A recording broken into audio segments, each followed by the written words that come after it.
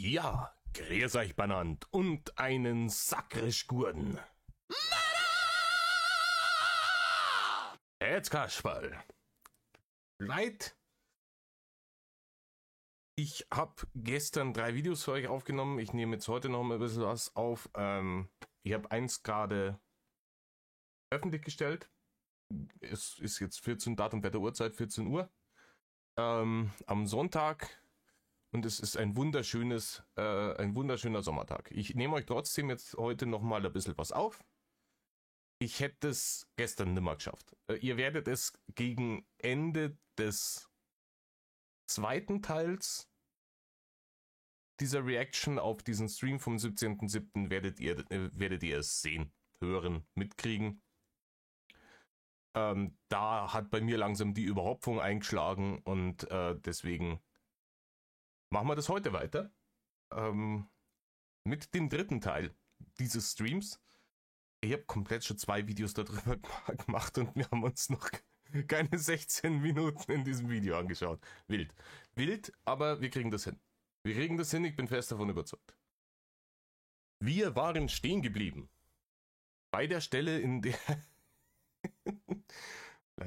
Hockt euch hier, Sammermehrer. Reißt euch hier Häube auf. Wir waren stehen geblieben bei der Szene, in der Rainer behauptet hat, wenn er sich mit Menschen trifft und irgendwie mit anderen Leuten was unternimmt, dann levelt er praktisch seine Social Skills auf. Und wenn er in der Schule ist, dann levelt er seine Intelligenz-Stats. So, weil wir wissen alle, das Leben ist Morrowind, Alter. Es ist halt so. Leid.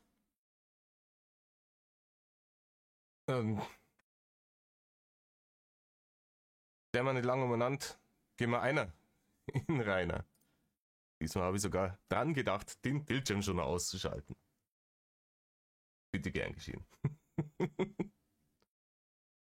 Jetzt nicht nochmal aufklären. So, die letzte Aussage, die wir hier haben. Rainer, das wird nicht die letzte Aussage sein, weil wir sind erst bei der Hälfte vom Video, aber schauen wir mal. Menschen, die zu dumm sind und auf dem Bau arbeiten. An die Aussage erinnere ich mich jetzt gar nicht. Rainer, das ist schwach. Man hat dir diese Aussage so oft vorgeworfen. Dass du jetzt behauptest, du würdest dich an die Aussage nicht erinnern, ist eine Schutzbehauptung wieder. Klar erinnert er sich daran. Und da hat er mal wieder so einen richtigen Höhenflug gehabt, als er das gesagt hat und sie dachte, Wunder, was ich für ein geiler Typ bin und die Leute auf dem Bau, die können ja nix, schaut's mich an. Medienprofi, der ich bin. Und hat dann im Übrigen beiläufig halt auch massiv seinen Vater beleidigt, den er ja angeblich so verehrt hat, weil der war ja auch Kieskutscher, der hat ja auch mehr oder weniger auf dem Bau gearbeitet. Ne? Im Übrigen, Leute, mir kommt's jetzt erst. Ich hab's gestern schon gesehen, ich brauche immer ein bisschen länger, bis sowas an mich herangetragen wird. Na, weil wir haben ja, ich bin in diesen ganzen Social Media Geschichten nicht drin. Ne? Ich bin weder in der Schanzenwatch Broadcast Gruppe wirklich drin, weil ich kein Telegram habe und ich habe kein Instagram und kein Twitter und den ganzen Schmarrn. Und bei mir dauert es ja immer länger, bis die Dinge ankommen. Aber wie wild ist es? Was haben die Autoren geraucht, bitte, dass es tatsächlich einen Rudi Winkler gibt, der bei den Olympischen Spielen antritt und dann auch noch als Hammerwerfer. Ihr habt's mich hier echt. Ich bin hier da gelegen. Ich hab nicht mehr können. Hier ist einfach jenseits von Gut und Böse wild. Rudi Winkler, der olympische Hammerwerfer. Das kann sich doch kein Mensch mehr ausdenken. Na gut, weiter im Text. Ich glaube, es war so, dass ich damals gemeint habe, dass Leute, die auf dem Bau arbeiten, als dumm bezeichnet werden. Ja, richtig, von dir, Rainer. Und das ist schon wieder der winklerische Lügenblick, den du da drauf hast, den ich so fürchterlich dick hab. Es ist schon wieder dieser winklerische Lügenblick und du weißt ganz genau, was du gesagt hast. Du hast gesagt, ja, hier, wenn die zu blöd sind, für was Besseres und dann deswegen nur auf dem Bau arbeiten können. In die Richtung, es ist nicht O-Ton, aber du weißt es ganz genau, was du gesagt hast.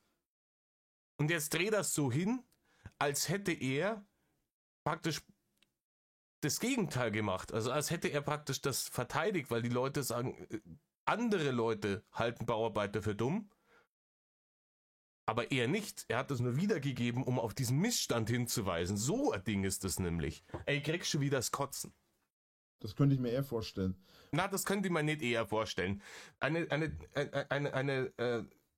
respektlose Beleidigung einer kompletten Bevölkerungsgruppe von Menschen, die einen wirklich wichtigen Teil für diese Gesellschaft beitragen, im Gegensatz zu dir, diese Leute zu beleidigen, vollkommen grundlos, das kann ich mir bei dir sehr gut vorstellen, weil das mit zu deinem Ding gehört. Das ist so dein Ding. Einfach grundlos andere Leute respektlos beleidigen, runtermachen und sich für was Besseres halten. Das ist genau dein Ding. Weil ich kenne nämlich viele Leute, die sagen, dass Leute, die dumm sind, auf dem Bau arbeiten. Ich würde niemanden, der auf dem Bau arbeitet, als dumm bezeichnen. Im Rainer, das hast du gemacht. Ich such's jetzt nicht raus. Gegenteil, ich kenne halt sogar viele, die da arbeiten. Dumme Sprüche lassen sehr oft ab. Ja, aber das ist so typische, ich arbeite auf dem Bau. Also ich habe auf dem Bau gearbeitet, meine ich. Und Rainer, du hast nie auf dem Bau gearbeitet. Ich glaub dir kein Wort. Rainer, du hast da jahrelang beim Plaste Jakob gearbeitet, Punkt. Und dann vielleicht hat dich die Zeitarbeitsfirma mal irgendwo auf irgendeiner Baustelle geschickt und die haben dich dann nach 2 Stunden wieder heimgeschickt, weil sie gemerkt haben, dass du halt überhaupt nichts kannst. Und das zählt dann meiner Meinung nach auch nicht als auf dem Bau gearbeitet. Rainer, ich habe meinem Vater einmal geholfen, in der Einfahrt Pflastersteine zu verlegen. Deswegen habe ich nicht auf dem Bau gearbeitet. So ein Krampf. Rainer, du hast dein ganzes Leben nicht wirklich was gearbeitet und auf dem Bau schon 3-mal nicht. Und da gab es halt das oft genug, dass man dann einfach rumgeblödelt hat ohne Ende. Wobei das Ja, er hat jetzt wieder diese Vorstellung im Kopf. So diese Klischee-Bauarbeiter aus dem Fernsehen halt. Er hat im Fernsehen hat er das gesehen, dass, keine Ahnung, in irgendeiner von diesen urräudigen deutschen Komödien aus den 90er Jahren, die mit dämlichsten Klischees nur so vollgeschissen sind, dass gerade so kracht. In irgend so einem Film hat er mal irgendeinen Bauarbeiter gesehen, der irgendeiner Frau hinterher pfiffen hat und einen dummen Spruch gelassen hat. Und das Wissen bringt er jetzt raus als die große Erfahrung von Leuten, die auf dem Bau arbeiten. ist mittlerweile anders. Also früher, als ich jung war, hat man auf dem Bau noch viel gesoffen. So. Ne, da haben sie auf dem Bau alle noch gesoffen, das war alles irgendwas anderes noch. Ja, aber das, keine Ahnung, das mag auch so sein. Also, ich kenne einen Typen, ich habe einen Typen kannt, ich bezweifle, dass der heute nur lebt, das ist schon 20 Jahre her. Der war Dachdecker und der hat halt über den Tag verteilt seit Radl Bier getrunken, aber an jedem Tag. Der war rabenstramm jedes Mal, wenn der auf irgendein Dach aufgegangen ist. Der ist in der Früh aufgestanden, hat sich ins Auto gehockt, hat auf der Fahrt ins Auto auf der Fahrt in der Arbeit die ersten 2 halbe getrunken und danach hat er auf der Arbeit weitergesoffen und in der Mittagspause hat man einen Stift zum Bier hingeschickt. Und auf die Nacht, nach Feierabend, ist er dann nur zur Tankstelle und hat sich dann mit seinen anderen Alkoholiker-Kumpels hingehockt und dann haben sie sich nochmal ein paar halbe in den Kopf georgelt. Und am nächsten Tag ist das genauso weitergegangen. Deswegen, wie gesagt, ich glaube nicht, dass der nur lebt. Der war damals Mitte, Ende 40, hat ausgeschaut wie über 60. Den müsste jetzt an 60er wahrscheinlich schon gesehen haben. Vielleicht geht er auf 70er zu, der lebt nicht mehr. Glaube ich nicht. Ne? Hätte gerne Sex mit großen Wassertieren. Oh. Diese Aussage war nicht meine Aussage. Doch, Rainer, das war deine Aussage. Sondern die Aussage wurde mir damals gesagt. Das ist eine Frage an mich gewesen. Ja, und diese Aussage war die Antwort auf diese Frage. Und in der Frage ist auch nichts impliziert worden. Ne? Es war eine saudumme Frage, von wegen, mit welchen Tieren er gerne mal würde, aber die einzig korrekte Antwort wäre gewesen, Reini, dass du sagst, so eine saudumme Frage mit keinem, weil ich nicht komplett pervers bin. Stattdessen hast du gesagt, ja, entweder Pferde oder große Wassertiere. Und damals habe ich deutlich gesagt, nein. Damals war es so, dass ich halt gesagt habe, dass ich beim Porno gucken oder im Internet nach Pornos suchen halt mal über so einen Delfin-Porno gestolpert bin und halt lediglich mal reingeschaut habe. Ja, also ich habe das nicht angeschaut, weil ich das geil fand oder so. Es ist einfach so, ich bin da drüber gestolpert und habe gedacht, was ist das denn? Und habe draufgeklickt und habe es mir angeschaut. Habe dann aber auch relativ schnell wieder ausgemacht, weil ich das einfach krank fand. Gut, gehen wir mal zur nächsten Frage über. Ich sag da jetzt nichts dazu. Ich sag da jetzt einfach nichts dazu. Ja, ihr könnt euch euren Teil denken. Ich glaube ihm kein Wort von dem, was er da schwadroniert, aber... Aussage, Dorian hockt im Knast, war eine Aussage, die mir damals von der Polizei oder besser gesagt von der Kriminalpolizei, die bei mir vorher die Sachen konfisziert hatten, wiedergegeben wurde. Ja, genau, Rainer. Ja, genau so wird's gewesen sein. Die Kriminalpolizei ist extra nochmal zurückgekommen, um dir zu sagen, dass Dorian im Knast sitzt. Aber so einen dämlichen Schmarren habe ich ja schon lange nicht mehr gehört. Es ist unfassbar. Rainer, man möchte meinen, wenn jemand über Jahre hinweg so viel lügt wie du, wird er irgendwann einmal gut da drin. Nein. Die Kriminalpolizei kommt beim Rainer vorbei und erzählt ihm brühwarm, dass der Dorian im Knast sitzt. Erstens mal saß er nicht im Knast, also werden die das auch nicht erfunden haben. Zweitens, die Kriminalpolizei wird einen Teufel tun. Diese Aussage habe ich getroffen. Leid tut mir die eigentlich nicht, weil ich nur wiedergegeben habe, was mir gesagt wurde. Ja, das war's eigentlich. Rainer, irgendein Hater, der auf deinem TS oder dein sonst irgendwo bei dir im inneren Kreis war, hat dir diesen Bären aufgebunden und du hast ihn willig geglaubt. Das ist das Ding. Du hast ihn sehr gerne geglaubt. Ich soweit erstmal. Die nächste ist gut. Eine Aussage, die ich getroffen habe, das war natürlich eine Lüge, muss man dazu sagen. Ne? Also, Nein. Eine Lüge war das. Damit hätte ich jetzt überhaupt nicht gerechnet. Dass du lügst. Unfassbar. Unfassbar, Rainer. Ist ja fast so, wie wenn man dich auch im ganzen Land als Lügenlord kennen würde. also Lügenlord hat in dem Fall zugeschlagen. Die Aussage war, Regenbogenschaf und ich haben gemeinsame Sache gemacht. Es war damals so, dass die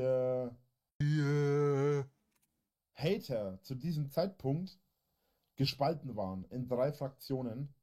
In die Fraktion Regenbogenschaf, in die Fraktion Molumbi und Co. und in die Fraktion Neue Hater, damals KuchenTV-Bereich. Und ich habe damals diese Aussage getroffen, wie es da hinstellt, einfach, das ist auch, die Hater waren in 3 Fraktionen gespalten. Das hört sich schon wieder an wie von irgendeinem schlechten Fantasy-Film, oder? Wenn dann der Erzähler am Anfang erklären muss, wie das Setting gerade ist. 3 Jahre nachdem der alte König gestorben war, ist das Reich in 3 Fraktionen gespalten. Die einen folgten dem Regenbogenscharf, die anderen dem Molumbi. Und dann kam doch noch dieser KuchenTV. Halt dein Maul! weiter Unruhe in diese Gruppen zu streuen. Das hat richtig gut funktioniert, da Unruhe reinzustreuen mit irgendeiner Hand. Vor allem, wie kommt man auf die Idee, diese Lüge in die Welt zu setzen und sich dann zu denken, so, jetzt habe ich sie gegeneinander aufgebracht und jetzt bringen sie sich alle gegenseitig um und lassen mich in Ruhe. Großer Erfolg. Das Einzige, was es erreicht hat, ist, dass sie sich mehr zusammengeballert haben, aber das war irgendwie absehbar. Ja, Rainer, wenn das absehbar war, warum hast du es dann getan? Du hast doch gerade gesagt, du hast es gemacht mit dem Ziel, die Haterschaft weiter zu spalten. Und es war aber absehbar, dass das nicht passieren würde, sondern genau das Gegenteil eintritt. Warum hast du dann diese Lüge in die Welt gesetzt, wenn es doch ach so absehbar war? Die nächste Aussage, über die wir reden wollen, die ich getroffen habe, heißt, am liebsten würde ich die ganze Menschheit auslöschen und anschließend mich. Wir Menschen zerstören uns gegenseitig, wir Menschen zerstören unsere Umwelt, wir zerstören die kompletten Planeten, wir zerstören und rotten ganze Tierarten aus. Ja, aber darum geht's nicht, Rainer. Du lenkst gerade schon wieder vom Thema ab. Du hast eine sehr soziopathische Aussage getroffen in einem vollkommenen Meltdown, den du da gehabt hast, indem du auch noch anderen hanebüchenden Schmarrn erzählt hast, wie von wegen, du würdest Steuern bezahlen. Ne?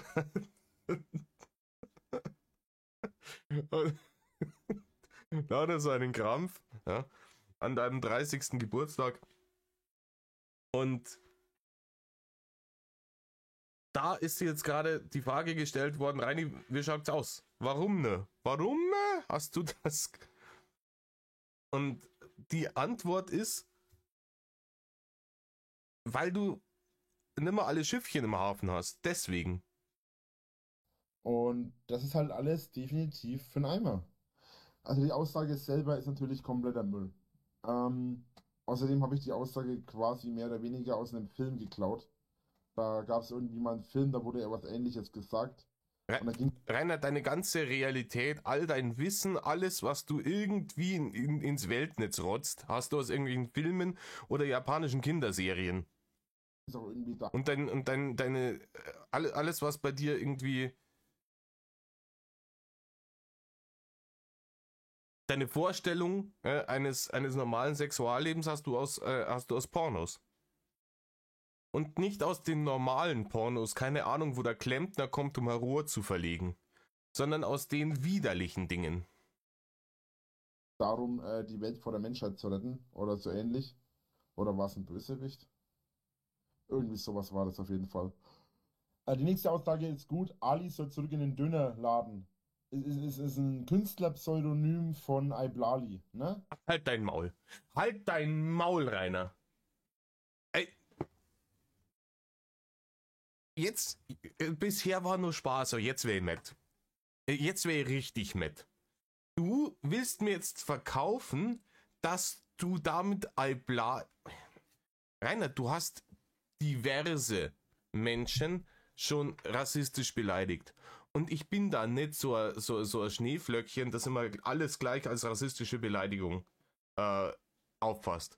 Ich finde zum Beispiel auch die Frage, wenn jetzt jemand eindeutig asiatisch aussieht, ne? Zu fragen so, hey, wo hast denn du deine Wurzeln? So, wo kommt denn deine Familie ursprünglich her? Halte ich nicht für rassistisch. Das zeugt ja von Interesse. Wohingegen dieses Ali, was sagt eigentlich dein Gott? Ali zurück in deine Dönerbude oder was sagt eigentlich dein Gott dazu? Oder wie du gewisse schwarze Mitbürger bezeichnet hast, was ich jetzt hier gar nicht wiederholen will. Wiederholte Male im Übrigen. Das sind eindeutig rassistische Beleidigungen. Und ganz ehrlich, dass du für die Sachen nicht auch zusätzlich vor Gericht noch eine auf den Sack gekriegt hast, finde ich auch wieder himmelschreiend. Und ich hoffe, du sagst sowas irgendwann einmal zu dem Falschen. Er hat damals den sogenannten Dönerbuden-Ali gehabt. Und der Dönerbuden-Ali war damals das Pseudonym, beziehungsweise auch der Song von Iblali. Und Ali soll zurück in die Dönerbude. Das war damals auch eine Aussage in Bezug auf Iblali. Nein, Rainer, das war keine Aussage in Bezug auf Iblali. Da war jemand an der Schanze und der hat südländisch ausgeschaut. Und dann hast du dir gedacht, lass ja mal eine rassistische Beleidigung raus. Fertig. Das hat mit Iblali gerade überhaupt gar nichts zu tun gehabt. Und mit Ali ist natürlich dann Ali Tells gemeint, beziehungsweise halt sein Pseudonym Dönerbuden Ali, weil er halt damals so viel Scheiße über mich erzählt hat und auch so viel Blödsinn über mich gemacht hat. Und damals war damit halt einfach gemeint, dass er zurück in die Dönerbude im Sinne von, ne, verpiss dich dahin, wo du warst, wo du hingehörst und verpiss dich quasi in dein eigenes Metier, bevor du dich in meinen einmischst. So ungefähr war das gemeint. habe ich irgendwann mal die Aussage getroffen, dass es keinen Sinn macht, oder keinen großen Sinn macht, Anti-Mobbing-Organisationen zu spenden. Ja, hast du gemacht, Rainer. Du hast wortwörtlich gesagt, Leute, bevor ihr denen Geld gibt, gebt es lieber mir.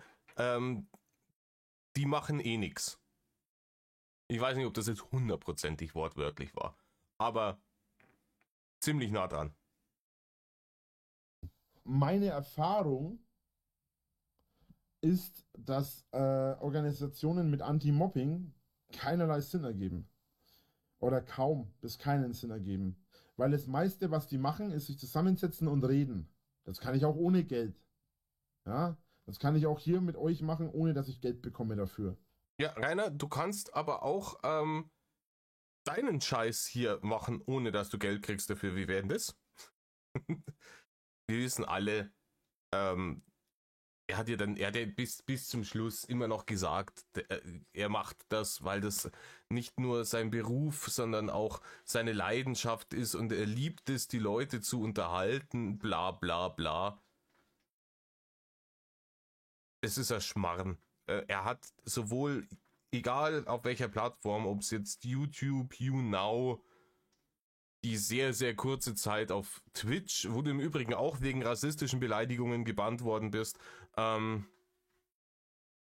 Diggity Doggity, scheißegal, ja, hat das alles immer nur wegen die Barne gemacht. Ja? Der Barne wegen hat er es gemacht. Weil er sich gedacht hat, das ist die einfachste Möglichkeit, mit möglichst wenig Aufwand möglichst viel Kohle zu verdienen. Verdienen in Anführungsstrichen. Das war alles. Er hat sich da hingehockt und sich gedacht so, hey geil, dann kann ich da wenigstens, da kann ich ein bisschen die Barren rausjuckeln und ich sitze ja dann schon mal am PC. Das ist ja eh mein Lieblingsort, weil dann kann ich nämlich danach entweder mir Animes anschauen oder in irgendwelchen Kindercomputerspielen versagen oder 5 gegen Willi spielen oder alles drei zusammen. Herzlichen Glückwunsch, beste Leben. Und da muss ich mir eine Stunde am Tag muss ich mir hinhocken, wenn überhaupt, und denen irgendeinen Krampf verzapfen. Und sie beleidigen und mich aufführen wie Lord Korea. Und alle schmeißen mir das Geld hinten nach. Das ist der einzige Grund. Spaß habe ich ihm das schon lange nicht mehr gemacht. Das gebe ich ihm vielleicht so am Anfang, als er noch so ein bisschen so Enthusiasmus gehabt hat. Aber das war ganz schnell raus. Spaß hat ihm das kann und er war halt irgendwann einfach darauf angewiesen. Er hat gesagt, hey, keine Ahnung, es ist halt immer noch besser als richtig arbeiten gehen und deswegen machen wir das jetzt so. Wie gesagt, zum Thema Mobbing kenne ich mich nicht aus. Ich habe mit Mobbing-Organisationen keine guten Erfahrungen, beziehungsweise gar keine Erfahrungen. Und deswegen muss ich auch deutlich sagen, es ist definitiv schwierig. Und Rainer, wenn du mit Anti-Mobbing-Organisationen gar keine Erfahrungen hast, ja, dann bist du vielleicht nicht qualifiziert, so eine Aussage zu treffen. Was hältst du von der Geschichte? Wenn du keine Ahnung davon hast, was die wirklich tun, dann würde ich halt vielleicht einfach mein dummes Maul halten an deiner Stelle. War das das Sach? Nächste Aussage betrifft mich etwas privater. Und zwar habe ich meine Mutter mal als eine beleidigt. Also ich habe meine Mutter mal als eine Frau beleidigt, die mit Prostitution ihr Geld verdient. Rainer, du hast dumme Schlampe gesagt. Natürlich ist meine Mutter keine solche Frau. Na, bei der wird auch, also, da wird da nicht viel rumkommen bei der. Ja? Also ich meine, es gibt, Rudi hat's, ihr wisst, was ich meine, ne? Die bringt die Grundlagen nicht mit, sagen wir es mal so, ne? Die mit Geld das macht. Aber der Grund, warum ich meine Mutter beleidigt habe und auch beleidige, ist aufgrund dessen, Weil du ein respektloses kleines Aas bist. was sie mir angetan hat, was sie meinem Vater angetan hat, beziehungsweise was passiert ist, als mein Vater starb, beziehungsweise Du meinst, als du in der Dorfdisse warst und irgendwelche Dorfmatratzen auf die Bauklötze gestarrt hast, da, als dein Vater starb? speziell auf die Nacht bezogen, in der mein Vater starb. Denn in der Nacht, als Warst du beim Saufen mit deinen Kumpels und hast dich darüber gefreut, dass bald der Schanzenlord bist. mein Vater starb, war meine Mutter nicht zu Hause, sondern bei einem anderen Mann. Ja, und du warst nicht im Krankenhaus, wo es eigentlich hingehört hättest, wenn der Vater im Sterben liegt, sondern unterwegs. Hurra die Gams und Holla die Waldfee. Das hast du dir gedacht, als dein Vater ich würde bei dem Thema, was in der Nacht passiert ist, als dein Vater gestorben ist, an deiner Stelle mal ganz, ganz, ganz, ganz flach halten den Ball. Und diese Tatsache ist die gestorben für mich. Die ist für mich gestorben. Die existiert für mich nicht mehr. Ich will mit dieser Frau auch nichts mehr zu tun haben. Mein Vater. Ja, ich glaube, das beruht, glaube ich, auf Gegenseitigkeit. Ne? Ich weiß jetzt aber auch nicht, also er hat ja, als er dieses Gulasch-Video gemacht hat, wir haben es ja vor kurzem behandelt, hat er die ja noch zwischendurch immer angerufen. Also so gestorben für dich wird sie dann ja wohl direkt nicht gewesen sein, weil das Gulasch-Video ist von wann? 2013 gewesen? Ne?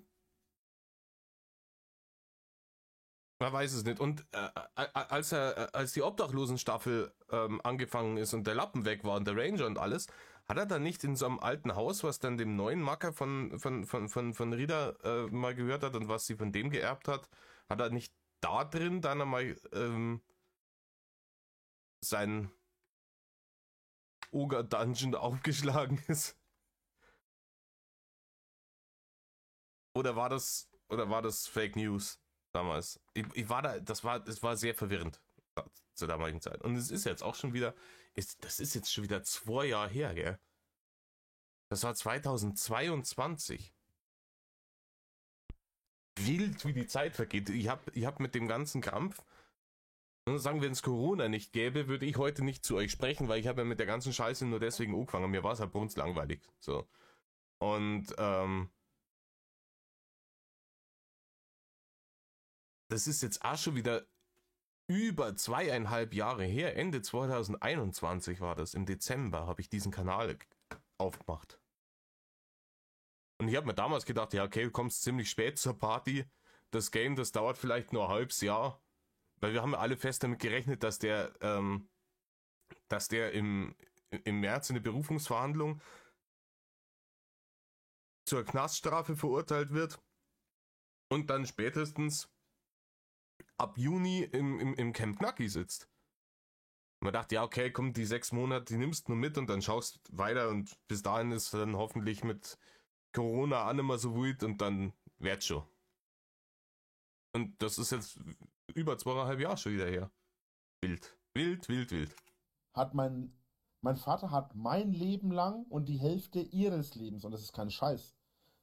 Meine Mutter und mein Vater waren meine Mutter war relativ jung, als mein Vater und meine Mutter zusammengekommen sind. Sachen, die heute gar nicht mehr passieren dürften, aber die sind damals zusammengekommen und sind zusammengeblieben und haben geheiratet und ich bin dann 1, 2 Jahre später gekommen. Meine Eltern waren, glaube ich, 20 Jahre verheiratet, als ich 18 war. Also waren die 2 Jahre zusammen, dann haben sie geheiratet und ich bin gekommen. Beziehungsweise ich war schon unterwegs, als die geheiratet haben. Hä? Wie lang, also wenn du 18 warst, als deine Eltern 20 Jahre verheiratet waren und du warst unterwegs, hä? Wie lange hat denn deine Mutter dich ausgetragen? Was ist der Blauwalschwangerschaft oder was ist das? 2 Jahre lang austragen, den fetten Knädel, der wundert mich nix mehr, oder? Ähm, so, und jetzt muss man dazu sagen, mein Vater war ein hart arbeitender Mensch. Ja, das hast du auf jeden Fall nicht geerbt. Ich glaube, dass du mehr von deiner Mutter mitgekriegt hast, vom Wesen her. Weil der Vater war ein hart arbeitender Mensch.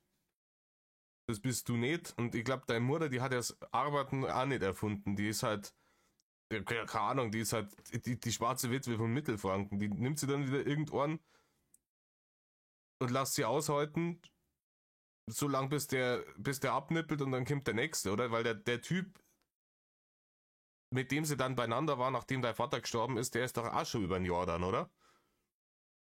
Der ist morgens aufgestanden um 5, 4, 5, 6 rum ist der aufgestanden, ist aufs Klo gegangen. Das weiß ich noch, ich bin immer aufgewacht, weil er immer aufs Klo gegangen ist früh. Da brauchte ich gar keinen Wecker, normalerweise. Ist aufgestanden, ist aufs Klo gegangen. Dann bin ich aufgestanden. Aufgestanden. und meine Mutter weil ich musste auch recht früh raus. Ich musste auch um 5 Uhr jedes Mal raus, weil ich um 6 Uhr mit dem Bus in die Schule fahren musste, damit ich um 8 Uhr in der Schule bin. Kein Scheiß. Ich habe Ja, passiert, Rainer. Wenn du dich ein bisschen mehr angestrengt hättest und vielleicht nicht ganz so hageldumm gewesen wärst, dann hättest du ein Emskirchen, ne, in die Schule gehen können und hättest nicht nach Bad Windsheim fahren müssen jeden Tag, dann hättest du nicht einen so langen Schulweg gehabt. 1,5 Stunden in die Schule Aber du hast ja lieber Nintendo spielen und Pokémon schauen. Und das hast du jetzt dann davor. Da hast du einen Dreck im Schachtel. gebraucht damals. Mein Vater hat alles für uns getan.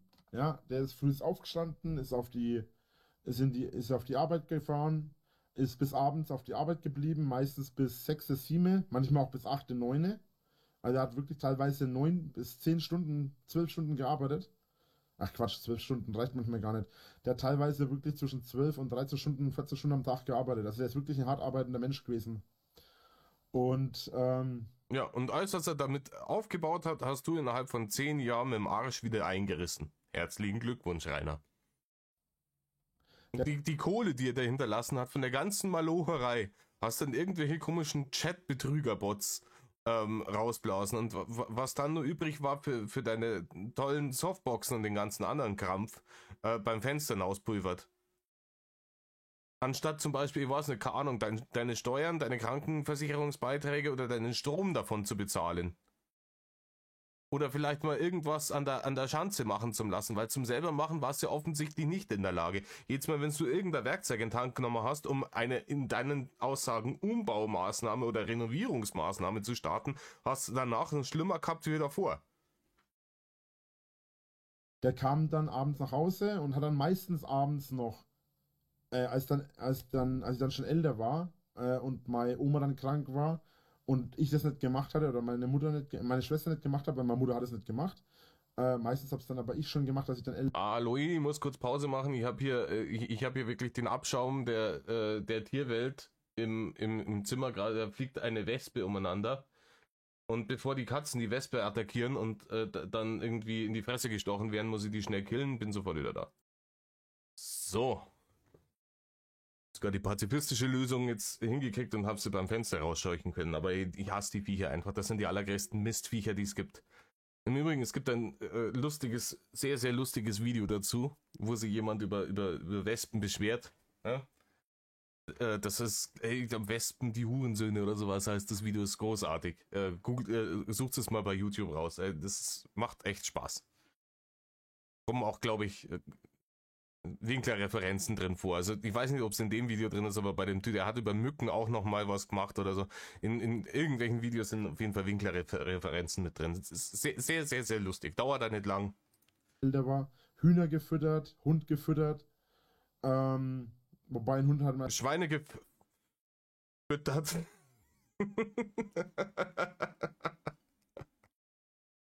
Das ist der Vater gemacht, weil ich mit dem Hund nichts zu tun haben wollte damals. Zu dem Zeitpunkt. Mit dem ersten Hund schon, aber mit dem zweiten Hund dann nicht mehr.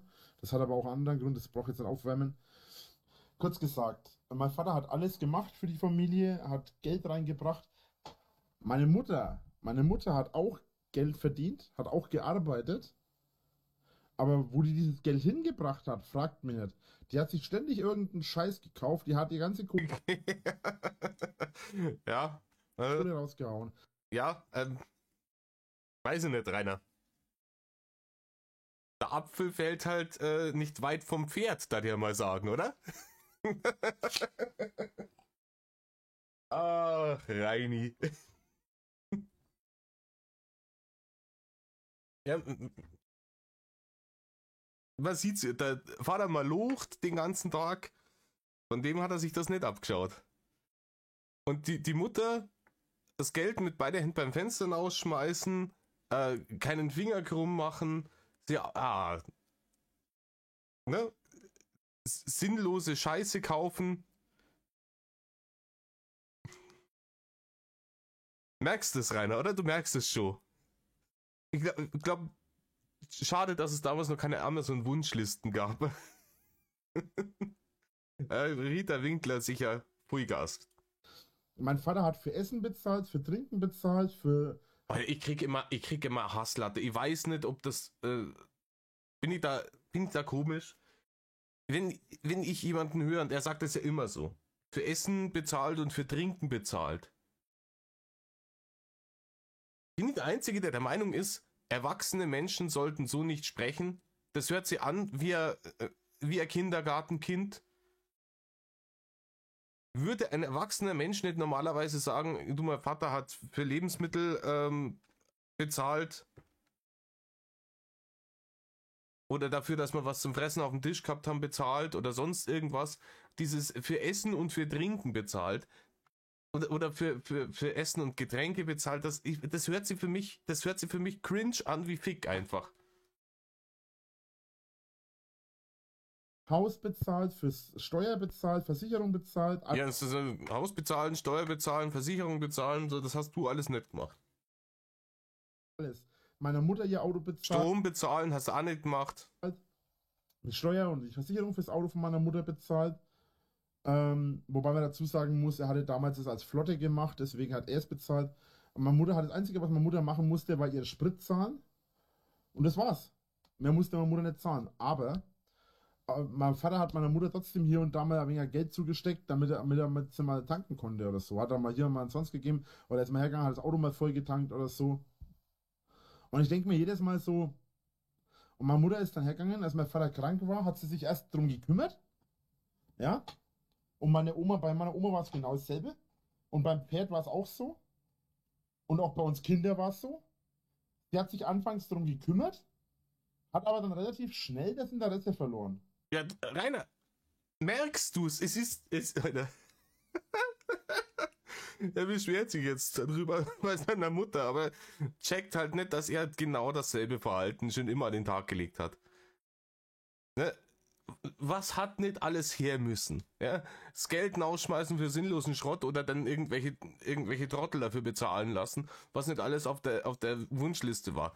Die Hotdog-Maschine, die hat her müssen. Die hat man einmal in einem 10-Minuten-Video gesehen und danach ist die irgendwo in der Ecke verschimmelt. Ne? Die Zuckerwattemaschine, die hat her müssen. Selbes Ding. Ja? Es hat dauernd wieder irgendein neuer Schrott her müssen. Da hat man sich dann kurz gefreut, ach schön, ich hab neuen Schrott, und dann hat man in die Ecke gestellt und mit dem Arsch nochmal angeschaut, so lange bis der Puff abgerissen worden ist, oder? Das ganze Klump war doch da alles nur drin. Na, ich glaube, die Popcornmaschine, die hat er ins Lager geräumt, oder? War das das? Bei meinem Vater hat es mich gewundert, dass sie überhaupt so lange dran gearbeitet hat und das gemacht hat. Ja, ich weiß es auch nicht, wie das in deinem Ogerstübchen heißt, aber in der Regel heißt es, wenn man heiratet, in guten wie in schlechten Zeiten. Und wenn einer von denen zwei dann krank wird, dann hat sich der andere darum zu kümmern. Das ist der Deal. Ne? Muss man dazu sagen, meine Mutter war zu dem Zeitpunkt mit meinem Vater weg. Ich hatte damals schon meinen Führerschein, ich war damals ja schon 20, war eigenständig. Rainer, du warst in deinem Scheißleben nie eigenständig. Nie, nie, nie, nie, nie, nie. Rainer, dass wir in einem so reichen Land leben, ist der einzige Grund, warum du nicht aus reinem Darwinismus schon einen Arsch hochgerissen hast. In einem anderen Land wärst du gnadenlos auf der Straße verhungert. Gnadenlos. Weil du nämlich genau gar nichts kannst. Überhaupt nichts. In dem Zeitraum mein Essen, mein Trinken selber gekauft. Trinken? Alter. Mein Auto, die Versicherung von meinem Auto hat auch mein Vater übernommen. Auch die Steuer. Wobei, ich weiß nicht mehr, habe ich damals meinem Vater... Er hat hier einen Teufel da an Rudi seiner Stelle. Ne? Da hätte ich den Teufel getan. Das kannst du machen, wenn dein Sohn zu irgendwas gut ist, oder? Ich weiß es nicht, ich habe keine Kinder, ich will auch keine, aber ob da vielleicht dann irgendein spezielles Ding ist. Aber wenn du so einen stinkend faulen Nixnutz als Sohn hast, dann da dem grad nur die Steuer und die Versicherung für die Karre bezahlen. Oder? Dem da die sagen, hey Kollege, du hast jetzt die Jahre, in denen du eigentlich fürs Leben was hättest lernen sollen, hast jetzt damit verbracht, Schule zu schwänzen, die auf ein ordentliches, auf einen ordentlichen BMI von, ich weiß nicht was, hoch zum Fressen und einen fetten Arsch vorm Fernseher zu parken, jedes Mal, wenn Pokémon oder Digimon läuft. Ja? Du hast jetzt deinen Lappen und du trollst dich jetzt und suchst einen Job und zahlen tust für die ganze Scheiße schön brav selber. Und jetzt lernst du mal, wie es läuft im richtigen Leben. Das hätte ich gemacht an Rudi seiner Stelle. Da hätte mir noch einen Hammer hinten nachgeschmissen. Schon Geld dafür gegeben. Ich glaub, auf olympischem Niveau. ich habe ihm da schon Geld dafür gegeben gehabt zu dem Zeitpunkt. Ich weiß jetzt nicht mehr genau. Beziehungsweise die Anmeldung vom Auto habe ich auch selber bezahlt und alles. Wow, die Anmeldung vom Auto, die 25 Euro bei der Zulassungsstelle. Die hast du selber zahlt. Ja, großartig, Rainer. Ganz großartig. Das sind ja Unkosten gewesen. Hast deine Nummernschüler auch selber zahlen müssen, oder? Ist traurig. Er hat sich alles und im Schweiße seines Angesichts erarbeitet. Diese zwei Sachen, die zusammen nicht einmal auf einen dreistelligen Betrag kommen. Ich glaube, es hakt. Und es ist auf jeden Fall so, dass meine Mutter mein Vater alles hat machen lassen. Der hat sich ums Pferd kümmern müssen, hat sich um den Hund kümmern müssen. Um die Sau hat er sich kümmern müssen. Meine Mutter hat sich den Hund angeschafft. Meine Mutter ist ja auch sehr dick, ne? Nur, dass die so dick ist, dass sie und die läuft nicht gerne, die bewegt sich nicht gerne. Oh ja, die Rena, die ist dick und sie bewegt sich nicht gerne. So, auch da fällt der Apfel nicht weit vom Pferd, Rainer. Die bleibt lieber gerne, die hockt sich gerne irgendwo hin und bleibt lieber sitzen. Ja. Und er merkt es wirklich nicht, oder? Er merkt es tatsächlich nicht. Und mag es nicht aufzustehen und sich zu bewegen. Ich bin da ja anders. Ich habe kein Problem aufzustehen und mich zu bewegen.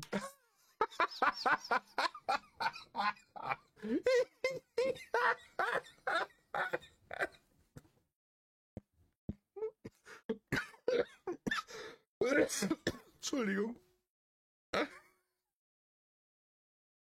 Mir tun die Bauchmuskeln weh. Und er merkt es wirklich nicht. Er ist ja ganz anders. Er ist super agil, Leute. Der kann einfach gar nicht lang sitzen bleiben. Er muss immer was machen. Sport und so. Klump. Alter Schwede. Rainer, du magst es aufzustehen und dich zu bewegen. Darf ich dich erinnern, als du deinen Ranger noch gehabt hast, wo du diese Videos gemacht hast, wo du ein bisschen durch den Wald gewongelt bist? Oder zu dieser komischen Teufelshöhle dann auf, wo es nach 10 Minuten bei einer seichten Steigung Blut, Wasser und Rotz geschwitzt hast wie ein Schwein und 20 Minuten Pause hast machen müssen, damit du nicht ein Herzkasperl kriegst. Du magst es, dich zu bewegen. Ja, da haben wir herzlich gelacht, Rainer. Auch wenn ich es nicht mache. Aber ich mache das halt auch, ne? Also. Was jetzt? Machst du es oder machst du es nicht? Ich beantworte das für dich, du machst es nicht, weil du magst es auch gar nicht.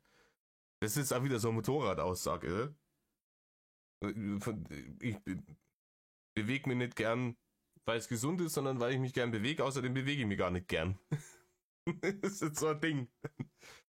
Ach, Rainer. Ich verrate mal was. Wenn man was wirklich sehr, sehr gerne tut, dann schaut man, dass man das so oft tun kann wie möglich, weil darum geht's auch im Leben, oder? Man macht doch die unangenehmen Dinge, die Maloche und den ganzen Scheiß nur dafür, dass man dann es sich leisten kann, das zu tun, was man gerne tut. Und es ist vollkommen, ich bin da selten judgy irgendwie, außer bei ihm, ne? Wie gesagt, dieses Zitat liebe ich sehr. Time you enjoyed wasting was not wasted time. Und es kann auch mal sein, was, es ist halt dann manchmal auch Lorbans, wenn du die irgendwie draußen hier hockst in die Sonne und du legst die Füße hoch und lass dein Herrgott einen guten Mo sein. Klar kann man dann währenddessen irgendwie irgendwas Produktives machen. Es gibt ja diese Leute, die irgendwie immer Hummeln im Arsch haben und die es umeinander treibt, werden Chance in der Flaschen. Aber jeder hat halt sein Ding. Und manche Leute haben halt gern, ich bin so jemand, ich habe einfach gern meine Ruhe. Das ist meine Prio Nummer uno ist, ich möchte einfach mal Ruhe. Ich möchte mich möglichst wenig irgendwie von irgendwas stressen lassen von Vollidioten, die mir mit irgendwas auf den Sack gehen. Deswegen hasse ich diese grauen Briefe, die man oft einmal hat, weil da will immer irgendeiner Kohle von dir oder du musst immer irgendwas machen. Ich habe da keine Lust drauf. Und deswegen, keine Ahnung, wenn die Leute mal sagen, Millionen Lottogewinn etc. bla bla, Geld allein macht auch nicht glücklich. So, ich glaube, mich würde Geld sehr glücklich machen. Wenn ihr ein paar Millionen auf dem Konto hättet, alleine weil ich dann Leute dafür bezahlen könnte, sich um diese Scheiße zu kümmern. Und dann hätte ich meine Ruhe und meine Ruhe zu haben, macht mich glücklich. Also würde mich dann Geld indirekt auch glücklich machen. Ne? Ich würde halt jemanden bezahlen, dass diese ganzen grauen Briefe irgendwo anders hingehen. Der sich dann darum kümmert. Damit ich sie nicht sehen muss. Damit ich nicht dran denken muss und mir alles wurscht ist.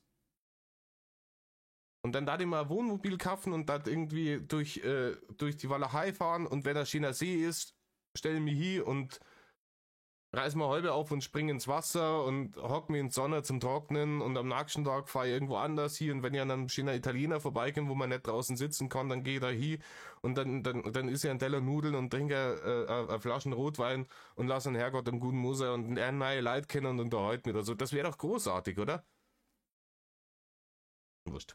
So, das wird euch jeder, der mit mir zu tun hat oder mit mir rumgehangen ist, schon bestätigen können, dass ich nicht hergehe und sage, ey, bringen wir mal das oder laufen wir das oder machen wir das oder machen wir das. Ich stehe auf und mache es. Na, Rainer, machst du nicht. Du blökst ins Internet, ich brauche jetzt eine Zuckerwattemaschine, die steht auf meiner Amazon-Wunschliste, bitte irgendjemand, der für sein Geld tatsächlich gearbeitet hat, soll das jetzt ausgeben und mir schicken. Natürlich gibt es schon mal die Situation, dass mir jemand mal was reicht oder so, aber das mache ich genauso andersrum. Nein, Rainer. Hilfsbereit ist nicht das Adjektiv, an das ich denke, wenn ich Rainer Winkler höre. Wem auch sei. Jedenfalls ist es so, dass meine Mutter, was das angeht, sehr faul ist. Und dazu kommt, dass sie hergegangen ist und dann ist aber das Wetter ziemlich dunkel. Datum, Wetter, Uhrzeit, ja. Rainer, Info des Jahrhunderts. Abends wird's dunkel. Keine Sorge, Rainer, morgens wird's wieder hell. Also die Wolken, nicht das Wetter ist also nicht die Nacht. Und meine Mutter hat da halt, meine Mutter war die Marke. Man hätte eigentlich bei dem Ding, ja, hätte man mein Muttersaufen spielen können, oder? Du scheißt da Flaschen Schnapsi und jedes Mal, wenn er mein Mutter sagt, dann, ne? Bottoms up. Made im Speck. Ja. Und du bist die Made in der Made im Speck. Das waren wir Kinder auch, aber gut, wir Kinder waren anfangs ja, für uns war es halt so, wir waren halt die Kinder, wir konnten ja nichts anderes machen. Ich meine, gut, Ja, klar, Kinder sind bis zum gewissen Zeitpunkt einfach nur nutzlos. Das ist halt, die fressen und verbrauchen Strom und alles Mögliche und brauchen Aufmerksamkeit. Das ist halt, aber Rainer, irgendwann, irgendwann wäre es schon auch möglich gewesen für dich, der du ja dann schon 20 Jahre alt warst und selbstständig und hast nicht alles gesehen, was gerade verzapft hast, dass dann vielleicht von selber einmal zu deinem Vater hier gehst und sagst, hey du Vater, überhaupt kein Problem nicht, ich habe deutlich weniger zum Tor, ich komme dann und ich kümmere mich zum Beispiel Viecher füttern, ja, das Pferd füttern, mal das Pferd putzen oder sonst irgendwas, Hähner füttern, was jetzt nicht andere für den Hund oder sonst was für Viecher alle aufzählt hast. Und da kümmere ich mich jetzt drum. Weil du ja um 5 in der Früh aufstehst und den ganzen Tag am Malochen bist, damit du dann vielleicht ein bisschen mehr von deinem Tag hast. Wäre das eine Idee gewesen? Würde das ein anständiger Sohn machen? Ja, wahrscheinlich. Hast du das gemacht? Na, was sagt uns das über dich? ich habe selber auch schon auch gearbeitet, teilweise halt schon ewig lange. Ich habe schon mit 13, Rainer, ewig lang. Was sagt er jetzt? 14, 15 angefangen, Nebenjob, Zeitarbeit und so weiter zu machen. In welchem Land, Rainer? In Deutschland war es gewiss nicht, weil in Deutschland haben wir nämlich Jugendschutzgesetze, die das verhindern. Du kannst, glaube ich, erst ab 15 kannst du so einen Ferienjob oder sowas annehmen. Ne? Das ab 15, glaube ich, kannst du mal so Ferienjobs machen. Du warst gewiss. Du warst gewiss nicht in einem Angestelltenverhältnis, als du 13, 14 Jahre alt warst. Es gibt wieder Brief und Siegel da drauf. Ich habe nämlich selber mit 14 Jahren versucht, irgendwo mir was dazu zu verdienen, weil ich mir einen neuen PC kaufen wollte.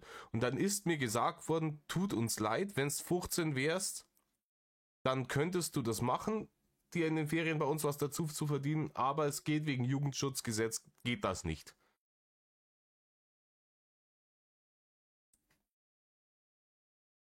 Das ist im Übrigen auch sowas, was er niemals gelernt hat. Ja? Was die meisten Leute aus meinem Bekannten- und Freundeskreis irgendwann gelernt haben, die dann gesagt haben mit 15, 16 Jahren, von den Sommerferien so und so viele Wochen zwick ich mir weg und suche mir da einen Ferienjob und von der Kohle, die ich dann da verdiene, weil ich ja noch den Luxus habe, dass ich Schüler bin und Teenager und bei Mami zu Hause wohne, also praktisch für Lebensmittel nicht zu bezahlen habe, Miete zahlen muss etc. bla bla. Von der Kohle, die ich da verdiene, dann leiste ich mir dann irgendwas, was ich gerne hätte. Für die einen waren das, keine Ahnung, neue Fußballschuhe oder sonst irgendwas. Für mich war es ein PC, weil ich sehr gerne gezockt habe und wir haben halt immer LAN-Partys gehabt und ich habe immer den räudigsten PC gehabt. Und alle haben immer warten müssen, bis dann meine Mühle auch endlich einmal die Map geladen hat und so weiter.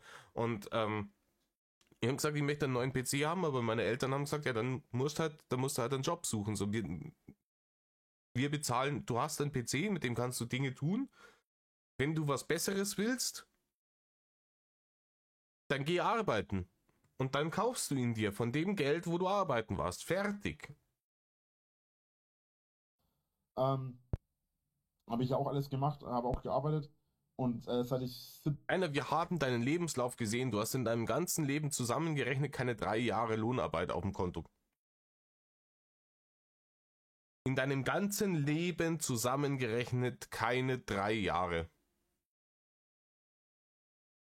Und du kannst dich in dem Sinne fast glücklich schätzen, dass du niemals in ein Rentenalter kommen wirst, weil Rente kriegst du praktisch nicht, du kriegst Grundsicherung dann. Und von der Grundsicherung heutzutage, ganz ehrlich, wer davon leben muss, Leute, die zum Beispiel halt jetzt im Rentenalter sind und sehr viel Care-Arbeit geleistet haben, also praktisch die Frauen, die ihre Kinder großgezogen haben und deswegen wenig gearbeitet haben, weil es zu Zeiten war, in denen praktisch eine Haupteinnahmequelle gelangt hat für eine Familie. Die schauen jetzt mit dem Ofenrohr ins Gebirge und kriegen Grundsicherung und aufgrund der ganzen Inflation haben sie nichts zum Fressen. Und er hockt sich jetzt dahin und schwadroniert dir einen übers Leben und was für eine fürchterliche Frau seine Mutter war. 17 war, bin ich ja aus der Schule gewesen, habe dann auch Vollzeit gearbeitet, also mit 18 dann. Und ja, aber mit 14 war er aus der Schule und dann hat er Vollzeit gearbeitet, also dann mit 18. Rainer, das sind 4 Jahre dazwischen. Was hast du denn da gemacht? 5 gegen Willi, oder? 5 gegen Willi und Pokémon schauen. der Grund, warum ich diese Aussage treffe, ist, meine Mutter hat sich von meinem Vater finanziell alles, ja, in diverse Körperöffnungen schieben lassen. Ja, aber dein Vater hat ja bei deiner Mutter auch lang genug auch in die diversen... um es bescheuert auszudrücken. Und deswegen habe ich meine Mutter als sowas bezeichnet. Die Sache ist... Nein, es gibt wenig Gründe, um die eigene Mutter als sowas zu bezeichnen. Und dass dein Vater mehr Geld in die Familie investiert hat als sie, weil er auch mehr verdient hat wahrscheinlich, ist definitiv kein Grund, die eigene Mutter so zu betiteln, Rainer. Punkt. Rainer, das ist immer noch deine Mutter. Ich halte von der Frau auch nicht viel, aber ich habe mit der nichts zu tun, ne? Also von meiner Mutter halte ich sehr viel. deine Mutter, die könnte man nicht weiter am Arsch vorbeigehen, aber es ist deine Mutter, es ist dein, ne? Ah, komm. Ist die, auch wir Kinder waren im Nachhinein betrachtet vielleicht, auch wir Kinder waren im Nachhinein betrachtet vielleicht nicht ganz so optimal. Und Ja, das kann ich da unterschreiben. Ne? Wie gesagt, Kinder, die ein bisschen mehr optimal gewesen wären, die wären von alleine mal auf die Idee gekommen, dem Vater unter die Arme zu greifen und in der Schanze so ein paar Handgriffe zu machen, um dem das Leben zu erleichtern, wenn er eh schon permanent am Malochen ist. Und dann auch noch die eure Vettel daheim aushalten muss. Dass man sagt, hey komm, ich mach das Leben ein bisschen leichter, weil du hast es schwach nur. Das wäre bei ein bisschen optimaleren Kindern schon so gewesen. Aber du hast lieber Hakenkreuze mit Wäscheclips irgendwo hingemacht und drüber gefeixt wie ein Depp. und hätten vielleicht dankbarer sein sollen oder dankbarer sein können. Ja, Rainer, das mit der Dankbarkeit, das ist bei dir, weiß ich nicht. Ich glaube nicht, dass das irgendwann einmal passiert. Aber der Unterschied ist halt, dass wir halt als Kinder, wir sind halt so aufgewachsen, aber meine Mutter ist ja eine erwachsene Frau gewesen, oder meine Mutter war eine erwachsene Frau, als sie mit meinem Vater zusammengekommen ist, bla bla bla. Und meine Mutter hätte eigentlich das anders machen können, aber hat sie nicht gemacht. Eminem hat schlimmer über seine Mutter geredet. Ich weiß, dass er da ein Video gemacht hat, wo er seine Mutter umbringt, irgendwie in die Richtung. So ungefähr. Ähm, die Sache ist die, Ja, aber ich glaube, Eminems Mutter war auch irgendwie schwer drogenabhängig und hat irgendwelche. Ey, da ist ja auch. Aber warum wird er jetzt mit Eminem verglichen? Check kein Mensch. ich habe Fehler gemacht, meine Mutter hat Fehler gemacht, meine Schwester hat Fehler gemacht, auch mein Vater hat Fehler gemacht. Ja, hier, Mount Rita zu besteigen, um die Höllenbrut in die Welt zu setzen. Das war der größte Fehler, den Rudi jemals gemacht hat. Er hätte lieber wieder weiter mit dem Hammerwerfen angefangen. Mein Vater war kein Engel, definitiv nicht, der hat auch Fehler gemacht. Ja, der hat die zum Beispiel nicht oft genug übers Knie gelegt als Kind. Das wäre Sach gewesen. Auch meine Großmutter und auch viele andere Menschen oder eigentlich alle anderen Menschen, die ich kenne, jeder hat mal Fehler gemacht. Aber Das ist auch so eine Nicht-Aussage. Freilich, Fehler gehören zum Leben dazu. Ne? Aber du schwadronierst jetzt seit 2 Minuten, wer alles Fehler gemacht hat. Ja, ist doch vollkommen wurscht. der Unterschied ist, dass meine Mutter ihren Fehler nie eingesehen hat. Echt? Er merkt es tatsächlich nicht. Also wir fassen zusammen, die Mutter ist dick, fett, faul, hat sich aushalten lassen auf Kosten anderer Leute, sieht ihre Fehler nicht ein, ist egoistisch, hat den Vater respektlos behandelt, als er im Sterben lag. Du merkst es wirklich nicht, Rainer, oder? Du merkst es tatsächlich nicht. Und auch einfach, es ist auch nie eine Entschuldigung gekommen. Es ist nie irgendeine Hat sich nie entschuldigt. Also die Liste wird länger und länger und länger und länger. Art von Wiedergutmachung gekommen. Und was zum Beispiel das Grab von meinem Vater angeht, ich würde mich trauen zu wetten, dass meine Mutter, seit mein Vater gestorben ist, mein Vater ist dieses Jahr 10 Jahre gestorben, ich bin jedes, Da hat er sich aber Zeit lassen. 10 Jahre lang sterben, das, ne?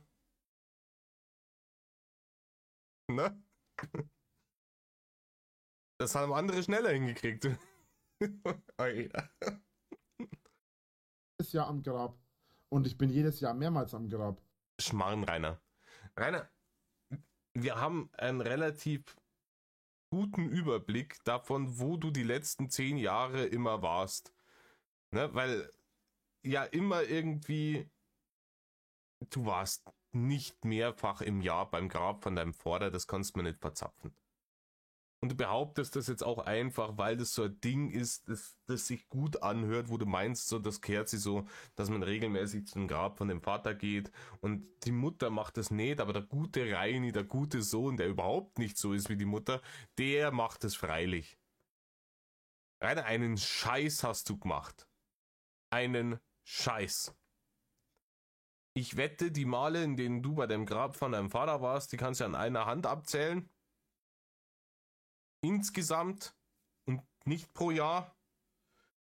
Und ich sag's dir, ich sag's dir, wie es ist auch gar nicht so wild. Es ist überhaupt nicht wild. Weil jeder mit Trauer anders umgeht. Ich verrate es euch jetzt nochmal, mein Vater ist auch schon nicht mehr unter uns und ich bin auch höchst selten an diesem Grab. Es gibt Jahre, in denen ich dann nicht einmal an diesem Grab bin. Weil mir das nichts gibt. Ich habe eine andere Art und Weise, wie ich damit umgehe und da an so einem Grab zu stehen, hat für mich überhaupt nichts damit zu tun, irgendwie an meinen Vater zu denken, weil mein Vater war ein sehr lebensfroher Mensch und das ist eine sehr deprimierende Umgebung da. Ich schau mal lieber hier an der Butze an, wo er irgendwas baut hat oder irgendwie denk anderweitig über ihn nach, Mann. Manchmal denken wir, sei das oder das. Das hat er damals gemacht, da kann ich mich nur daran erinnern, da war ich mit dabei, wie gesagt, wo ich vorhin erzählt habe, irgendwie die Einfahrt pflastern oder sowas. Und ich finde das eine schönere Art, mit so einer Trauer umzugehen. Man muss nicht permanent an so ein Grab gehen. Ja, ne? Mir ist es auch vollkommen wurscht, was mit mir mal passiert, wenn ich den Arsch hochreißt, den wir kennen, den Wolken einschmeißen, damit die Wölfe was zum Fressen haben, ist mir scheißegal. Ne? Aber er labert jetzt hier einfach irgendwas davor, weil er der Meinung ist, das hört sich gut an. Ja, der brave Sohn, der zum Grab geht. Halt dein Maul, Rainer. Und ich wette, ich traue mich zu wetten, dass meine Mutter noch nie, seit mein Vater gestorben ist, seit über 10 Jahren, ich wette, die ist noch nie im Leben auf diesem Grab gewesen. Ist ja vollkommen wurscht, Rainer.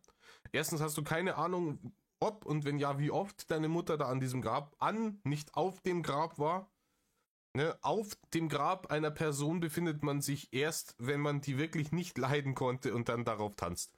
Rainer, wenn du irgendwann einmal eingegraben wirst, dann werden die wahrscheinlich so ein Tanzparkett oben drüber verlegen, ne, weil das sich schon rentiert.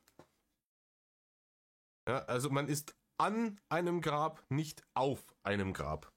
Auf einem Grab ist, ne? Da wette ich drauf. Die war noch nie an diesem Grab, seit mein Vater da liegt. Und alles, was am Grab, das ist übrigens das Geilste. An diesem Grab gibt es genau 2 Menschen, die was machen. Ja, einer ist nicht deine Mutter und die andere bist nicht du. Beide bist nicht du. Das eine bin ich. Nein, Rainer ist gelogen.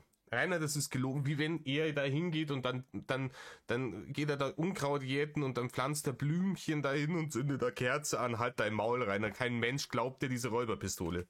Das andere ist jemand anderes. Das andere, also eine bin ich und das andere ist jemand anderes. Meine Mutter und meine Schwester. Das andere ist hier der Drachenbarde wahrscheinlich. Der geht dann. Komischerweise sind der Reini und der Drachenbarde nie gleichzeitig da. Ja, was wird die andere Person sein? Wahrscheinlich Marion oder sowas, oder? Das ist ja die einzige, die da nur mit denen irgendwas zum Tor hat, weil ich glaube, der Rest von den Leuten in dem Dorf wird den Teufel tun und da zu diesem Grab wongeln, oder? Die haben ja mit denen nichts zum Tor gehabt. Soweit ich es erkennen kann, machen an diesem Grab 0. Niente. Niet. Nada. An diesem Grab macht niemand was. Ich mache daran was und noch jemand Bekanntes von mir macht da was und das war's. Sonst macht da niemand was an diesem Grab, soweit ich das erkennen kann. Meine Schwester legt, glaube ich, ab und zu mal Blumen an. Ja, dann hat sie auf jeden Fall da schon mehr gemacht als du. Rainer, ich glaube, du warst wahrscheinlich einmal an dem Grab, als sie einen Eigraben haben und danach. Ne? Und jetzt wird hier irgendeine Räuberpistole erzählt, sodass er da hingeht und mal locht und sich kümmert. Aber ich habe mir zum Beispiel damals, als mein Vater starb, habe ich mir geschworen, jedes Jahr werden da Blumen hingelegt. Jedes Jahr. Und ich mache immer an seinem Todestag. Und das mache ich jedes Jahr. Habe ich auch dieses Jahr gemacht. Und habe ich auch vor 10 Jahren schon gemacht. Schmarrn, vor 10 Jahren ist da ist er gerade erst eingegraben worden. Und das mache ich jedes Jahr. Das Einzige, was meine Mutter gemacht hat, soweit ich weiß, ist, dass sie irgendwann, das hätte ich aber selber gemacht, aber ich konnte das nicht, weil ich da keinerlei Informationen dazu hatte. Das Einzige, was meine Mutter, soweit ich weiß, in den letzten 10 Jahren Erkennbares an diesem Grab gemacht hat, ist, dass sie das Holzkreuz das ich übrigens noch da habe. Ja, das ist im Übrigen auch in der Schanze noch gelegen, als du da abgedampft bist. Hater haben das gefunden auf dem Speicher. Dass sie das Holzkreuz durch den Grabstein ersetzt hat. Neu graviert. Und warum hast du das nicht machen können? Da mettelst irgendwie nach einem Skirchen oder ich weiß nicht, wo der nächste Sturm jetzt ist, da mettelst du hin und sagst hier Rudolf Winkler von dann und dann bis dann und dann an Grabstein. Ich bin Alleinerbe von den 25.000 Euro, die er mal hinterlassen hat. Nehme jetzt 2.000 in die Hand, oder ich weiß nicht, was der Grabstein kostet, was weiß ich, und dann stellst du mir den Stor da hin, bitte. Graviert's ein recht schön Granit oder was weiß ich und dann hin damit, oder? Das konnte er nicht machen, weil er da die Informationen nicht gehabt hat. Was für Informationen hast du denn braucht? Du hast gewusst, wo er liegt, du hast gewusst, wann er auf der Webcam ist, du hast gewusst, wann er gestorben ist. Mehr brauchst du nicht, wie er geheißen hat. Da gehst du zum Sturm jetzt hier und sagst, gravier mal das Ei und setz den Stor dahin. Fertig ist. Das ist das Einzige, was ich erkenne, was meine Mutter an diesem Grab macht. Aber das ist ja wohl das absolute Minimum. Ja, und nicht mal das hast du hingekriegt. Das ist das einzige Erkennbare in den letzten 10 Jahren, was sie an diesem Grab gemacht hat.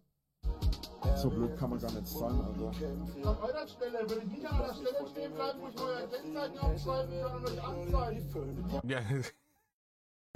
Alter, wie er dann nochmal rausgeht zum Brüllen. Im Übrigen, der arme Diablo Gaming-Stuhl. Ja, der hat auch nicht lange überlebt. Wie lange hat er den gehabt? Ein halbes Jahr, bevor er den Arsch hochgerissen hat. Ich hab einen Secret Lab, den habe ich jetzt schon einige Jahre.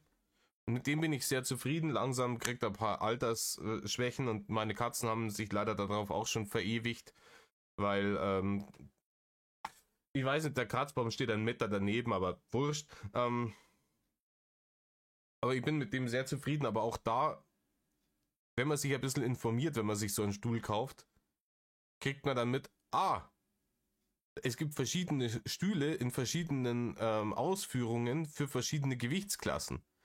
Ich mag zum Beispiel nicht, wenn die diese Flügel da an der Seite haben. Und dieser Diablo hatte also diese Flügel an der Seite raus, auf der Sitzfläche, weil ich größerer Typ bin. Ich meine, ich habe zwar jetzt ein bisschen abgenommen, ne, aber ich bin trotzdem relativ groß und ein bisschen breit gebaut und so. Und da schlafen wir die Vierseite, das drückt mir irgendwie das Blut ab. Ich habe mir dann halt diesen Secret Lab Titan da bestellt, weil der im Angebot war. Da haben sie irgendwas gehabt, irgend so ein Sale, 40% reduzieren und her damit.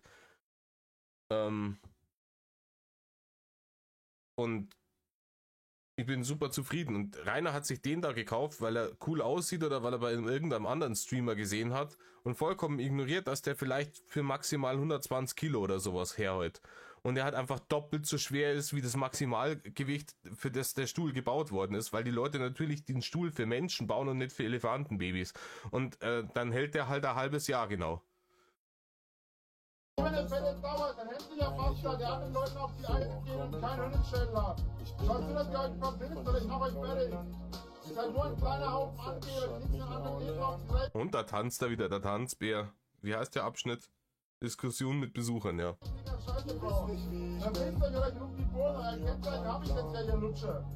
blöd kann man eigentlich sein? Nur eine riesen Fresse, aber keine Eier in der Hose, ey, ganz ehrlich. Nur eine Riesenhaufen Angeber. Ich war nicht außen. Ich war oben am Fenster. Ganz schön dämlich, die Idioten, Alter. Schaut euch die mal an, Alter. Wie die kleinen, wie Affen im Zoo. Wie Affen im Zoo. Reine andersrum. Andersrum. Die sind draußen. Du bist drinnen. Das hat er auch nie verstanden. Der hat sein eigenes Game nie verstanden. Erstens, die machen nichts. Die sind da auf der Straße und blödeln halt vielleicht ein bisschen rum. Aber in dem Fall bist du der Aff.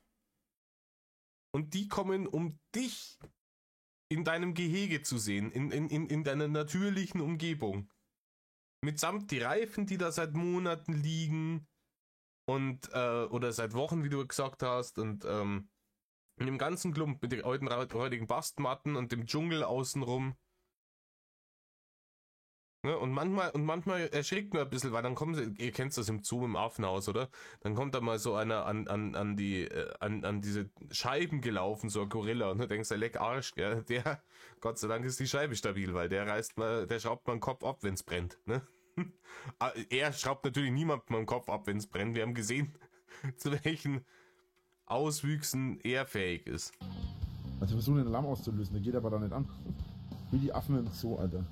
So, ein Song kommt jetzt noch. Was ich aber auch nie verstehen werde, ist, er hat ja wirklich lange diskutiert mit allen möglichen Leuten, wo jetzt da genau das Grundstück anfängt und aufhört und hin und her. Aber wenn das alles irgendwie das Grundstück der Winklers ist, warum steht dann das Tor so weit hinten? Warum ist denn das Tor nicht vorn an der Straße? Versteht ihr, was ich meine? Oder ist das so gedacht gewesen, dass man sagt, hey, ich möchte mit dem Auto nicht mitten auf der Straße stehen, wenn ich das Tor aufmache. So deswegen machen wir das Tor ein bisschen weiter hinten, dann kann ich mit dem Auto dahin fahren, aussteigen, Tor aufmachen, reinfahren, Tor zu, fertig ist. Ohne dass ich die ganze Zeit deppert auf der Straße umeinander stehe. Das kann auch sein. Ich mache übrigens mal mein Mikro ein bisschen leiser, dass ich nicht zu übersteuere. Sollte ich jetzt nicht raus? Nein, keinen Tag in meinem... Die machen diesen, die machen den Fortnite-Tanz da. Ach ja. Fortnite. Auch etwas, für das ich Gott sei Dank zu alt bin. Leben wirst du überstehen. Das ist ein Traum und werd mit ihm untergehen. Ah, es ist der Gesangslord.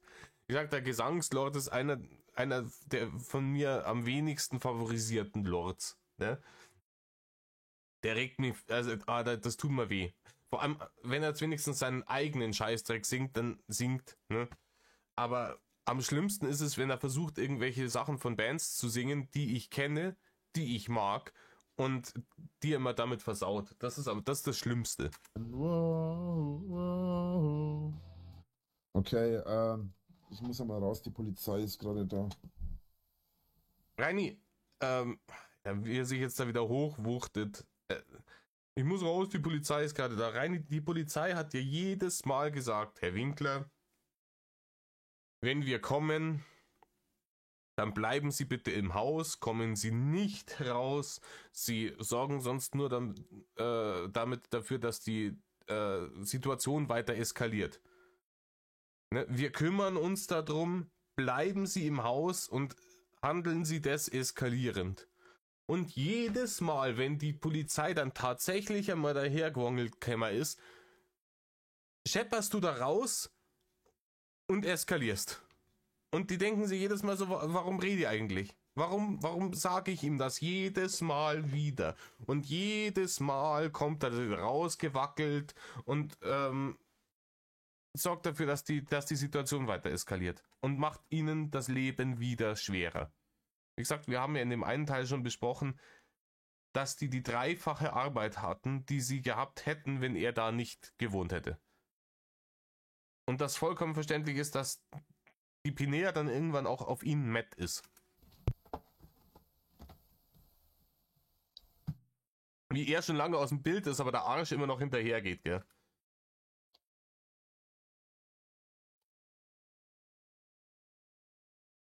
Er bewegt sich ja so gerne und er ist so aktiv, gell? Jetzt ist er kurz da rausgewongelt und wieder reingewongelt, schweißgebadet, stürzt er sich in den Diablo-Stuhl und wundert mich auch nicht, warum er den Arsch hochgemacht hat.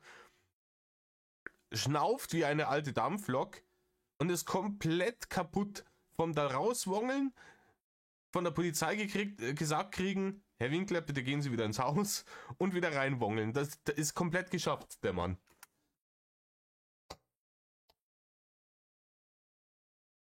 Das ist auch ein schönes Bild, so. Das Gesicht geht so runter und dann kommt unten diese Schublade raus von der Ogerkiefer.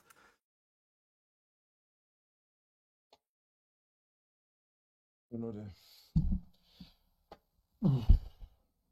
Leute. Ich hoffe, ihr nehmt mir das nicht übel, aber ich weiß nicht, was das jetzt gerade war. Vielleicht, weil ich jetzt die ganze Zeit noch nichts gegessen habe. Daran hat's gelegen, Rainer. Egal was es ist, das ist es. Du isst einfach zu wenig, Rainer. Rainer, du quälst dich doch immer. Ne? Gönn dir doch mal. Was? Ich habe jetzt gerade richtig Bauchschmerzen. Mir tut jetzt der Bauch richtig weh, gerade auf einen Schlag. Ich weiß nicht, was das jetzt auf einmal ist. Ich würde an dieser Stelle jetzt mal den Stream beenden. Ja, Rainer, ich kann dir genau sagen, woran das liegt. Ähm, Spoiler-Alarm, die Gallenblase befindet sich im Körper gesunder Menschen und hat eine Funktion. Also die Natur hat sich dabei was gedacht. Die hat sich nicht einfach gedacht, so okay, keine Ahnung, nimm jetzt einfach ein nutzloses Ding und pack das da rein. Und wenn man sich mit räudigster Ernährung diese komplett kaputt geschossen hatte, sodass man sie entfernen musste, dann muss man danach besser aufpassen, was man frisst und wie man sich ernährt, weil man ansonsten von seinem Körper die Nachricht bekommt, Dude, was du mir hier antust, ist nicht optimal. Und das äußert sich dann durch Schmerzen, Rainer. Rainer, du hast einfach Raubbau an deinem eigenen Körper betrieben und der Körper sagt dir irgendwann, Digga, es reicht jetzt. Aus. Pfui. Und ich weiß jetzt gar nicht, was ist mit meinem Bauch. Ich habe jetzt gerade auf einen Schlag Bauchschmerzen gekriegt. Als ich jetzt gerade auf dem Weg rein war, hätte ich mich sogar fast übergeben. Ich weiß nicht, was das jetzt ist. Ich bin gespannt, wie die Hater das wieder hingekriegt haben. Weil die sind ja immer schuld. Also daran müssen sie auch schuld sein. Ein Schlag gekommen. Ich weiß echt nicht, was das ist. Mir ist gerade richtig, richtig, richtig schlecht. Und Bauchschmerzen habe ich jetzt auch. Ins Bett gehe ich mit Sicherheit nicht. Am Wochenende schon gleich zweimal nicht. Das ist auch sowas. Aber mir geht's richtig räudig. Ich hab Schmerzen im Bauch, Krämpfe, Klump. Mich hinlegen? Na, ist ja Wochenende. Rainer, bei dir ist jeden Tag Wochenende, weil du, wie wir vorhin schon festgestellt haben, in deinem ganzen Leben keine 3 Jahre Lohnarbeit zusammen gekratzt hast. Wochenende hin oder her. Und wenn es einem halt nicht gut geht, dann muss man sich eben hinlegen. Ich hätte jetzt auch, wie gesagt, ich habe jetzt vor kurzem mal wieder Corona gehabt. Und ich hätte da wirklich mit meiner Zeit so viel Besseres angefangen. Wir wollten an dem Wochenende, wir wollten an den See fahren und was wir nicht alles für Pläne gehabt haben. Und ich bin halt einfach da niedergelegen und konnte halt nicht einmal aufrecht sitzen, ohne dass mir schwindelig geworden ist. Und dann lege ich mich halt nochmal hin und kuriere mich aus. Geht halt dann nicht anders. Na, eher nicht. Nee, ich habe keine Galle mehr. Die Galle ist bei mir schon draußen, die ist bei mir operiert worden. Und das fühlt sich aber ein bisschen ähnlich an. Gute Besserung, Großer. Auf jeden Fall. Also, ich danke euch fürs Zuschauen. Ich hoffe, ihr seid im nächsten Stream wieder mit dabei. Bis dahin, euer Drache und haut rein. Ja. Sagt er noch was? Tschö, tschö. Tschö, tschö, tschö, tschö, hat er gesagt. Oida. Was haben wir jetzt? 1 Stunde 17. Wir haben uns stetig gesteigert. Erstes Video war 3/4 Stunde, das zweite war knapp über 1 Stunde. Jetzt sind wir bei 1 Stunde 20 Minuten.